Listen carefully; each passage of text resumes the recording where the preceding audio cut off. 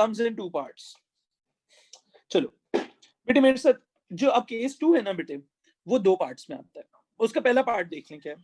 On the same graph, ये तो याद है ना, ये वाला ग्राफ कहाँ से आया हुआ है? ये वाला ग्राफ तो हमने प्लॉट किया हुआ है पिछले सवाल में. ये वाला ग्राफ हमने प्लॉट किया हुआ है पिछले सवाल में, ठीक है, पिछले पार्ट से. और ओरिजिनल वाला ग्राफ है ये, ठीक है.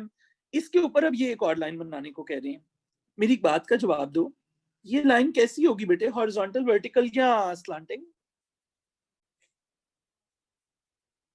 हाँ, कैसे बताते हैं? यहाँ से बताते हैं ना. जिन इक्वेशंस में खाली y आए वो हॉरिजॉन्टल होती हैं, जिनमें खाली x आए वो वर्टिकल होती हैं, और जिनमें x और y दोनों हो वो हमेशा कैसी होती हैं? स्लैंटिंग लाइंस होती हैं. ओके, डन, परफेक्ट परफेक्ट, बिल्कुल ठीक है, डन हो गया सलार, शाबाश. अच्छा, आप स्लैंटिंग लाइन को बनाने का तरीका क्या है? फिर क्या करते हैं? फौरन क्या बनाते हैं? एक ग्रिड बनाते हैं, उसमें x की कोई अपनी मर्जी की 3 वैल्यूज लेते हैं. आपकी मर्जी है बेटा, आपने 0 to 4 लेनी है वो ले लो, बेशक कोई सी कुछ भी वैल्यू ले सकते हो, फर्क नहीं पड़ता, ठीक है. बस वो वैल्यू लेना जो ग्राफ के अंदर हो, ठीक है. 0 पुट करोगे तो आंसर 3 आएगा, 2 पुट करोगे तो 2 2 4 प्लस 3 7 आएगा, और 4 पुट कर दोगे 2 4 8 प्लस 3 11, ठीक है. सो ये 3 पॉइंट्स आ गए. सो लेट्स सपोज यहाँ से एक लाइन गुजार देते हैं, ये 3 पॉइंट्स थे, लेट्स सपोज उसके इस लाइन को लेबल कर दो, ठीक है.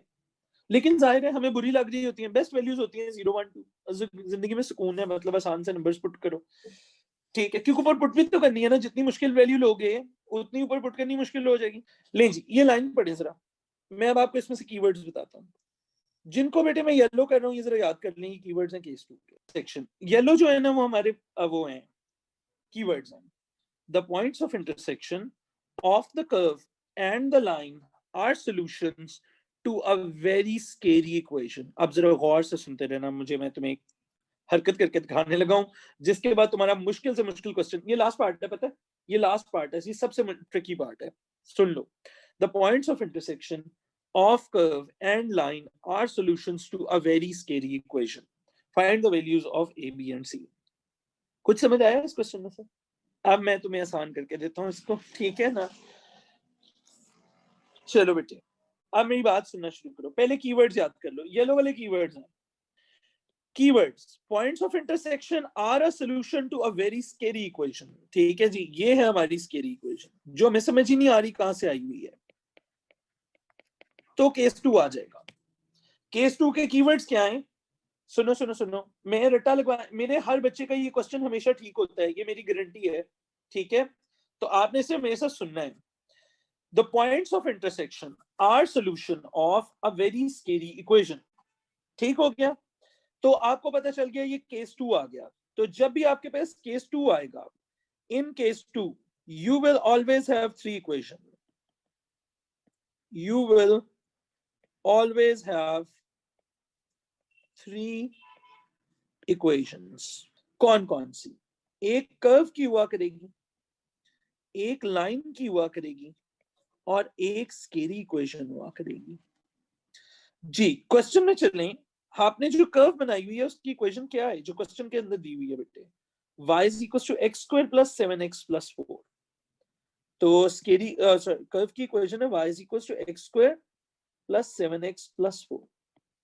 ये हमेशा गिवन होती है क्वेश्चन के अंदर, स्टार्ट में थी क्वेश्चन के. लाइन की इक्वेशन, जी लाइन बनवाई है उन्होंने अभी अभी, y is equals to 2x plus 3 की. बेटे लाइन की इक्वेशन इधर लिख लें जी. क्या क्या हो गया? कर्व हो गई, ये थी कर्व, ये लाइन हो गई, और अब स्केरी इक्वेशन. अच्छा, स्केरी इक्वेशन पहचानने का तरीका बताऊं. स्केरी इक्वेशन उसको कहते हैं जिसमें y नहीं होता. स्केरी इक्वेशन उसको कहते हैं जिसमें y नहीं होता, नो y. जी, स्केरी इक्वेशन लिखवा दें. क्या लिखूं? ax square plus bx plus c is equals to 0. So case 2 के अंदर आपके पास हमेशा 3 इक्वेशंस हुआ करेंगी. एक कर्व की, ये तो हमेशा गिवन होगी. एक लाइन की, जो हमें अभी पिछले पार्ट में उन्होंने दी है लाइन की equation y is equals to 2x plus 3, और एक स्केरी इक्वेशन. स्केरी इक्वेशन की क्या निशानी है बेटे? याद करो, जल्दी से याद करो मेरे साथ. स्केरी इक्वेशन की निशानी बताओ क्या है? उसमें y नहीं होगा, उसमें y नहीं होगा. 3 इक्वेशंस होगी पूरी बच्चों, आपके पास। चलो अब मैं आपकी जिंदगी आसान करने लगा हूं, 1 सेकंड में ये क्वेश्चन सॉल्व हो जाना है। अभी आपने हमेशा कर्व और लाइन को इक्वल पुट किया करना है और उसको एक साइड पे लाके स्केलर इक्वेशन से कंपेयर कर लिया करना है। तो मेथड याद करना है। Method always equate curve and line, simplify and compare with scalar equation. Points of intersection are solutions to a scalar equation. तो ये क्या आ गया बेटे, केस 2। केस 2 में you will always have 3 equations. Curve की इक्वेशन जो क्वेश्चन के start पे होती है, एक लाइन की इक्वेशन जो पिछले पार्ट में दी हुई थी, और एक स्केलर इक्वेशन। स्केलर इक्वेशन की निशानी क्या होती है बेटे, उसमें y नहीं होता। स्केलर इक्वेशन की क्या निशानी होती है बेटे, उसमें y नहीं होगा, ये याद रखना। ओके, सो कर्व, लाइन और स्केलर इक्वेशन सबको याद हो गई।